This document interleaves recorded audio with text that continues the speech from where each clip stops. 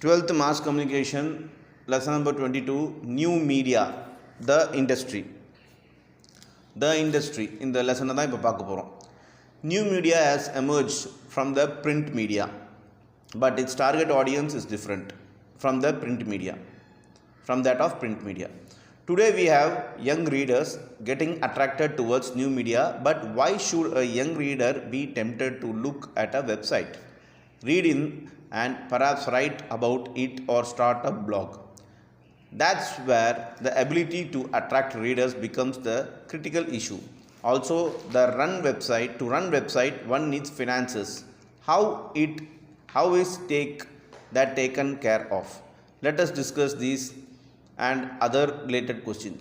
சரி, இந்த காலகட்டத்தில் பார்த்தீங்கன்னாக்கா முதல்ல நியூ மீடியா எது மூலமாக வந்திருக்குனாக்கா நியூ மீடியா பிரிண்ட் மீடியா மூலமாக தான் வந்திருக்கு. ஃபஸ்ட்டு பிரிண்ட் மீடியா வந்துச்சு, அதை டெவலப் ஆகி நியூ மீடியான்னு வந்திருக்கு. இன்றைக்கி நியூ மீடியாவில் நிறைய பேர் அட்ராக்ட் ஆகிறாங்க. மெயினாக யங்ஸ்டர்ஸ் அட்ராக்ட் ஆகிறாங்க. நியூ மீடியானா என்ன? நீங்கள் யூஸ் பண்ணுற வெப்சைட்ஸு, சோஷியல் மீடியா, இன்டர்நெட்டில் இருக்கிறது எல்லாமே நியூ மீடியா. இதுக்கு பார்த்திங்கனாக்கா எல்லா யங்ஸ்டர்ஸும் அட்ராக்ட் ஆகிறாங்க. இப்போ இந்த அட்ராக்ட் மட்டும் ஆகிறது இல்லாமல் அதில் எழுதவும் செய்கிறாங்க, பிளாக் எழுதுகிறாங்க, விளாக் எடுக்கிறாங்க. ஸோ இந்த மாதிரி விஷயங்கள் எல்லாமே ரொம்ப இன்ட்ரெஸ்டிங்காக பண்ணிகிட்ருக்காங்க. இது அட்ராக்ட் ஆகிறதுக்கு என்ன காரணம்? ஒன்று. இன்னொன்று, இந்த வெப்சைட்ஸ் எல்லாமே உருவாக்குறதுக்கு நிறைய காசு தேவைப்படுது. இதெல்லாம் எப்படி மெயின்டைன் பண்ணுறாங்க, அதை தான் இந்த லெசனில் பார்க்க போகிறோம். First 22.1 transition of new media in India. டிரான்சிஷன்னாக்கா அப்படியே ஒரு கட்டத்துலேருந்து இன்னொரு கட்டத்துக்கு மாறுறது தான் டிரான்சிஷன். இந்தியாவில் எப்படி நியூ மீடியாவோட மாற்றங்கள் இருக்குது அப்படின்னு தான் பார்க்க போகிறோம். The first news website were launched by media houses around 1986.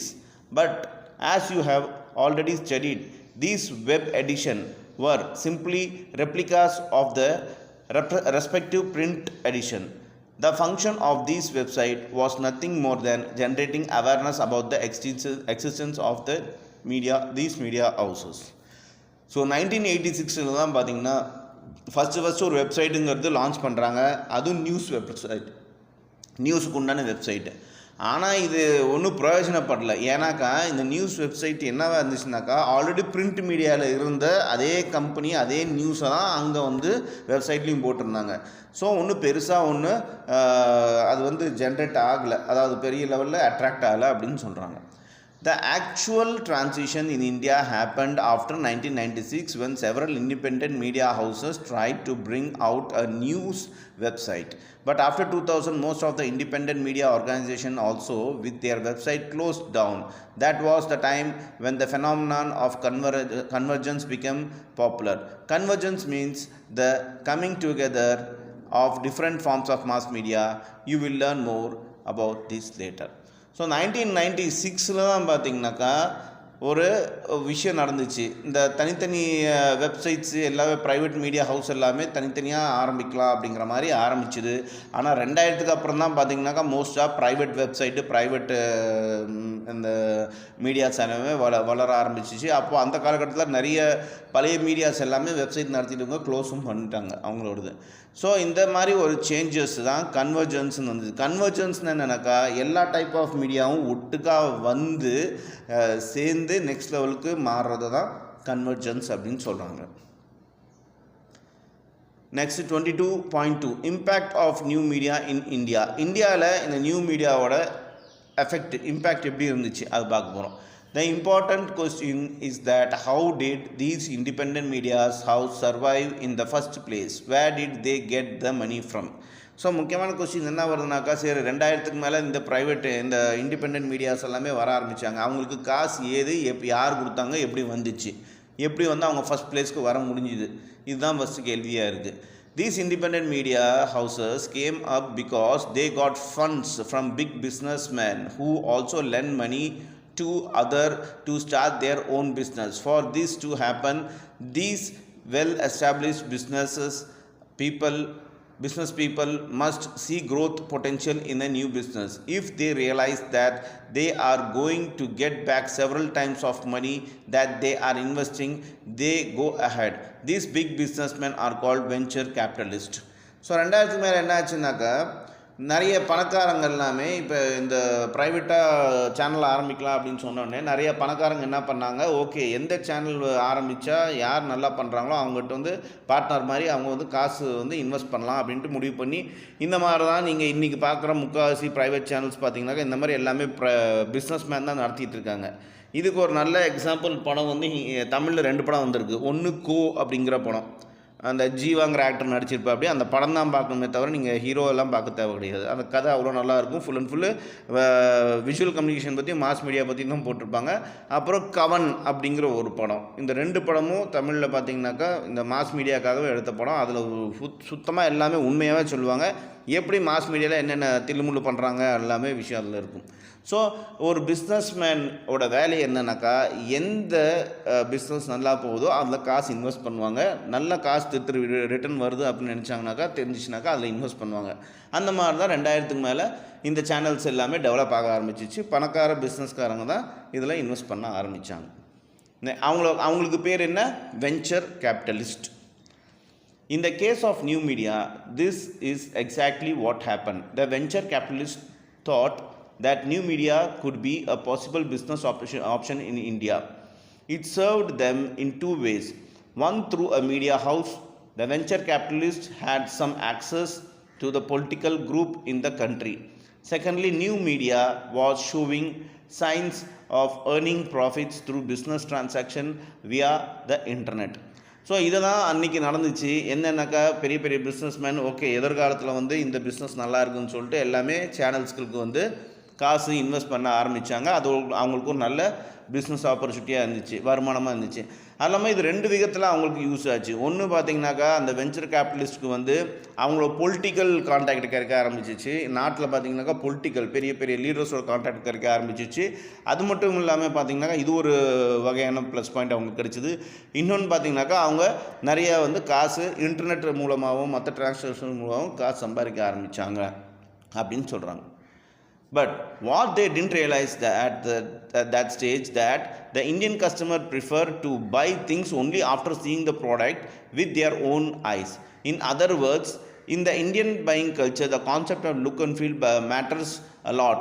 Although a few independent companies managed to stay afloat, most of them were forced to close down. ஆனால் அவங்க அந்த டைமில் ஒரு விஷயத்தை புரிஞ்சிக்கல, லேட்டாக தான் புரிஞ்சிட்டாங்க. என்னென்னாக்கா, நம்ம இந்தியன் மக்களோட மனநிலைமை எப்படின்னாக்கா, ஒரு விஷயத்தை இன்றைக்கி என்ன தான் ஆன்லைன் ஷாப்பிங் வந்திருந்தாலும் இந்த ஆன்லைன் ஷாப்பிங் முக்கால்வாசி வாங்குறது இந்த 2K கிட்ஸ் தான் இருப்பாங்க, ஓகேவா. ஆனால் அதுக்கு முன்னாடி இருக்க ஆளுங்களாமே பார்த்திங்கன்னா எப்படி இருந்ததுன்னா ஷாப்பிங், அவங்க இன்றைக்கும் போய் கடையில் ஒரு பொருளை வந்து பார்த்து டச் பண்ணி ஃபீல் பண்ணி பேரம் பேசி தான் வாங்குவாங்க. அதுதான் இந்தியன் கஸ்டமர்ஸோட மென்டாலிட்டியாக இருந்துச்சு. பட் அதை அவங்க புரிஞ்சிக்கல, லேட்டாக தான் இந்த பிஸ்னஸ்மேன்லாம் புரிஞ்சிக்க ஆரம்பித்தாங்க. அதனால் பார்த்திங்கனாக்கா இந்த ஒரு ட்ரெண்டு புரிஞ்சிக்காதனால நிறைய பேர் ஆரம்பித்த வேகத்திலேயே க்ளோஸ் பண்ணிட்டாங்க அவங்க பிஸ்னஸை. This way also a learning phase of Indian media practitioners and managers. They realized that if they ventured into new media, they had to think of innovative revenue models.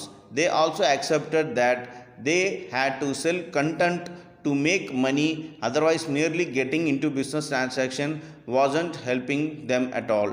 அப்புறமா கொஞ்சமாக என்ன புரிஞ்சுக்கிட்டாங்கனாக்கா, okay right, இவங்க வந்து மக்களுக்கு புரிகிற மாதிரி பிடிச்ச மாதிரி தான் ஏதோ ஒரு நம்ம பண்ணணும், அப்போ தான் நமக்கு வந்து ரெவன்யூ வரும், இன்கம் வரும் அப்படின்னு சொல்லிட்டு அவங்களோட இதை அப்படியே மாற்றிட்டாங்க. அவங்களோட என்னது ஃபார்முலாவை அப்படியே மாற்றிட்டாங்க. கீழே ஒரு பிக்சரை பார்க்கலாம். கஸ்டமர்ஸ்லாம் பார்த்திங்கன்னா கடையில் போய் நேராகவே தொட்டு பார்த்து தான் வாங்குறாங்க எந்த ஒரு விஷயத்தையும். இந்த மாதிரி தான் கஸ்டமர்ஸோட இது இருந்துச்சு. அவங்க திருப்தியாக இருக்காங்களா இல்லையாங்கிறது அந்த ஃபேஸ் ரியாக்ஷனில் பார்த்தாவே நமக்கு தெரியுது.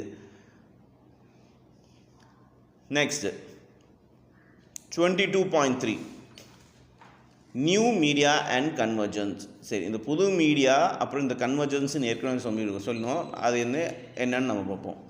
If you recall what you have studied about the history of Indian media, you have learned that the print media played a significant role in the Indian freedom struggle. At that time, there wasn't either television or new media. It was print media that had made such a huge impact on the minds of the people. So நீங்கள் ஹிஸ்ட்ரியை படிக்கும்போது இதுக்கு முன்னாடி லெசன்லாம் படிக்கும்போது நீங்கள் பார்த்தீங்கன்னாக்கா நம்ம சுதந்திரம் வாங்கும்போது இது பிரிண்ட் மீடியா மட்டும்தான் இருந்துச்சு. அங்கே நியூ மீடியாவோ இல்லை இந்த டெலிவிஷனோ எதுவுமே கிடையாது. அப்படி இருக்கும்போது அந்த பிரிண்ட் மீடியா தான் பெரிய லெவலில் மக்களோட மனசை வந்து பாதிச்சிச்சு. அது மூலமாக தான் அவங்க மனசை மாற்றி அவேர்னஸ் க்ரியேட் பண்ணி நமக்கு வந்து சுதந்திரம் வாங்குறதுக்கு இந்த பிரிண்ட் மீடியா ஒரு பெரிய ஒரு விஷயமா இருந்துச்சுன்னு சொல்கிறாங்க. Later, when India became independent, print media continued to rule for more than 2 decades. When the nation stepped into the 70s, television appeared on the screen, but for years the Indian people had to watch the limited program shows. Hence, print media still continued to rule. So, 20 years இண்டிபெண்டன்ஸ்க்கு அப்புறம் 20 வருஷமாக பார்த்தீங்கன்னாக்கா print media தான் dominate பண்ணிருந்துச்சு. அதுக்கப்புறம் 70s television கொஞ்சமாக வர ஆரம்பிச்சிச்சு. ஆனால் டெலிவிஷன்லையும் பார்த்தீங்கன்னாக்கா ஃபுல்லாக இன்றைக்கி இருக்க மாதிரி 24 மணி நேரமும் ப்ரோக்ராம்ஸ் எல்லாம் கிடையாது. 1 மணி நேரம் 2 மணி நேரம் அப்படி தான் இருந்துச்சு. இது அப்பயும் பார்த்தீங்கன்னாக்கா இந்த பிரிண்ட் மீடியா தான் பெரிய லெவலில் சர்க்குலேஷனில் இருந்துச்சுன்னு சொல்கிறாங்க. It was when the concept of cable television hit the Indian market that people started watching more and more television. It was because the television that the print media also started changing. To survive in the competitive scenario along with television, Indian newspaper changed the design and form the writing. So கொஞ்சம் கொஞ்சமாக என்னாச்சு, cable நெட்ஒர்க்குன்னு கொண்டு வந்தாங்க. இன்றைக்கி ஒரு சில கிராமங்களில் cable இருக்கும், வயரை இழுத்து போட்டுருவாங்க. அதில் வந்து நம்ம புது புது படங்கள் எல்லாமே பார்க்கலாம். ஸோ அப்படி இருக்கும்போது இந்த கேபிள் நெட்ஒர்க் வந்து கொஞ்சம் ஃபேமஸ் ஆக ஆரம்பிச்சிச்சு இந்தியாவில். அது மூலமாக நிறைய பேர் டிவி பார்க்க ஆரம்பித்தாங்க. இந்த விஷயம் கொஞ்சம் கொஞ்சமாக சேஞ்ச் ஆக ஆரம்பிச்சிச்சு. இந்தியன் நியூஸ் பேப்பரில் தன்னோட டிசைன்ஸ் ரைட்டிங்ஸ் எல்லாம் சேஞ்ச் பண்ண வேண்டிய காலகட்டம் வந்துச்சு. When new media arrived, it was another shift in industry. At that time, a theory came up that print media may not survive. More importantly, with the new media, technology was seen in a different light. Whereas earlier creativity was recognized as a primary skill, now technology became an important criterion for judging the stability of an employee. So அதுக்கப்புறம் என்ன ஆச்சுனாக்கா media வந்து கொஞ்சம் கொஞ்சமாக shift ஆக ஆரம்பிச்சிச்சு. அது பார்த்திங்கன்னா survive ஆகிறதுக்காக பிரிண்ட் மீடியாவிலேருந்து டெக்னாலஜிக்குள்ளே வர வேண்டிய நிலைமை வந்துருச்சு. அப்போது ஆரம்பத்தில் பார்த்திங்கனாக்கா பிரிண்ட் மீடியாவில் க்ரியேட்டிவிட்டி இருந்தது, அது ஒரு ப்ரைமரி ஸ்கில்லாக இருந்தால் போதுன்னு இருந்துச்சு. பட் இந்த நியூ மீடியா வந்தோடனே அங்கே வேலை செய்கிறவங்க எல்லாத்துக்கும் பார்த்திங்கன்னா டெக்னாலஜி கண்டிப்பாக தெரிஞ்சிருக்கணுங்கிற ஒரு கம்பல்ஷன் வந்துச்சு. இது மூலமாக எம்ப்ளாயியோட இதுவும் சேஞ்ச் ஆக ஆரம்பிச்சிச்சு, கேட்டகரியும் சேஞ்ச் ஆக ஆரம்பிச்சிச்சுங்கிறாங்க. Let us consider this issue one by one. The first issue is on technology. The debate is whether the next 5 years the entire media industry is going to turn digital, or in a country like India where infrastructure is so poor, it's only a temporary wave. So will new media soon vanish and would we back up to a print? So முதல் கேள்வி என்ன கேட்குறாங்கனாக்கா, இப்போ இந்த shift ஆகிடுச்சு, அடுத்த 5 வருஷத்தில் இந்த new media வந்து சர்வை ஆகுமா, இல்லை இது வந்து சும்மா ஒரு இப்போதைக்கு டெம்பரரியாக இருக்கிற ஒரு அலையா அப்படிங்கிறாங்க. ஏன்னாக்கா நம்ம இந்தியாவில் ஒரு பேசிக்கான ஒரு அடிப்படை வசதியே இல்லாத போது, இன்ஃப்ராஸ்ட்ரக்சரே இல்லாத போது டெக்னாலஜிங்களுக்கு இந்த டெக்னாலஜி அடுத்த 5 வருஷத்தில் இருக்குமா அப்படின்னு ஒரு கேள்வி கேட்குறாங்க. அதுக்கு ஆன்சர் என்ன சொல்கிறாங்கனாக்கா, the answer here is simple. Television also took time to settle down. Now radio is picking up. Similarly, new media will also take its time to stabilize.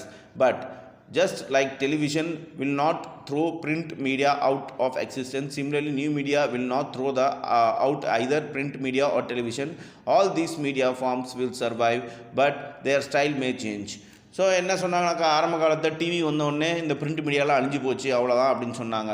ஆனால் பார்த்தீங்கன்னாக்கா இன்றைக்கி டெலிவிஷனும் இருக்குது, பிரிண்ட் மீடியா நியூஸ் பேப்பரும் எல்லாம் வாங்கி படிச்சுட்டு தான் இருக்காங்க. அதே மாதிரி ரேடியோவும் நல்லா தான் இன்றைக்கி கேட்டுட்ருக்காங்க. அதே மாதிரி பார்த்திங்கனாக்கா இந்த நியூ மீடியா வளர்கிறதுனால எந்த மற்ற மீடியா எதுவுமே அழிய போகிறதில்ல. என்ன எல்லாமே சர்வைவ் ஆகுங்க, அவங்க ஸ்டைலை மாற்றிக்கிட்டு அவங்க சேஞ்ச் பண்ணிகிட்டே இருப்பாங்க சர்வைவலுக்காக அப்படின்னு சொல்கிறாங்க. The other issue is debate on creativity versus technical skills. Media managers are asking questions. Should we hire journalists who are good at writing and reporting, or who are good with technology? Every journalist are asking these questions. It is our job to write, edit and report, or to handle technology. இப்போ அடுத்த ஒரு பிரச்சனை என்ன வருதுனாக்கா, இப்போ வேலைக்கு எடுக்கும்போது அந்த மேனேஜர்ஸில் என்ன கேட்குறாங்கனாக்கா, நம்ம ஒரு நல்ல ஜேர்னலிஸ்ட்டை எடுக்கலாமா? நல்ல ஜேர்னலிஸ்ட்னாக்கா எந்த மாதிரினாக்கா, அந்த ஜேர்னலிஸ்ட்டுக்கு பார்த்திங்கனாக்கா எழுதவும் தெரியணும், எடிட் பண்ணவும் தெரியணும், ரிப்போர்ட் பண்ணவும் தெரியணும், அதேட்டம் டெக்னாலஜி ஹேண்டில் பண்ண தெரியணும். இந்த மாதிரி ஆளுங்களை எடுக்கலாமா அப்படின்னு சொல்லிட்டு கேட்குறாங்க. இது ஒரு சேலஞ்சாக இருக்குது. இதுக்கு ஆன்சர் என்னன்னாக்கா, All technological innovations in media industries are happening because they are seen in complementary to creativity. In other words, if technology does not support creativity, it's unless useless. Hence, all creativity professions must make the best use of technology. In case they feel that a certain form of technologies is the hindrance to creativity, they must dump it to and go for the better version of the same technology and other change it altogether. So என்ன சொல்கிறாங்கனாக்கா, டெக்னாலஜியை பொறுத்த வரைக்கும் அது change ஆகிட்டே தான் இருக்கும், அது creativity இருந்துகிட்டு தான் இருக்கணும். ஸோ இந்த க்ரியேட்டிவ் மட்டும் வச்சுக்காம இந்த ப்ரொஃபஷனாக நம்ம வந்து டெக்னாலஜியை கற்றுக்கிட்டு அதை வந்து காலத்துக்கு தகுந்த மாதிரி நம்ம வந்து அப்டேட் பண்ணிட்டு சேஞ்ச் பண்ணிட்டே இருக்கணும் அப்படின்னு சொல்கிறாங்க. Today, journalists as well as media managers have realized fully well that the more effective of the communication does not destroy the earlier. Rather, the earlier form of communication changes for the better and makes a place for itself in the change scenario. Hence, media practitioners are talking of convergence. So இன்றைக்கி இருக்க journalist பார்த்திங்கனாக்கா, உங்களுக்கு இன்றைக்கி media manager எல்லாம் பண்ணுறாங்கனாக்கா, அவங்க ஒரு effective கம்யூனிகேஷனை வந்து destroy எல்லாம் பண்ண முடியாது அப்படின்னு சொல்லியிருக்காங்க. ஏர்லியர் ஃபார்முக்கு இப்போயும் கம்பேர் பண்ணும்போது அதுக்கு பதிலாக என்ன பண்ணலாம் அப்படின்னாக்கா, இந்த விஷயத்தை கொஞ்சம் சேஞ்ச் பண்ணலாம் அப்படின்னு சொல்லிட்டு அவங்க இன்றைக்கி பேசிக்கிறாங்க. அதுதான் கன்வர்ஜென்ஸ்.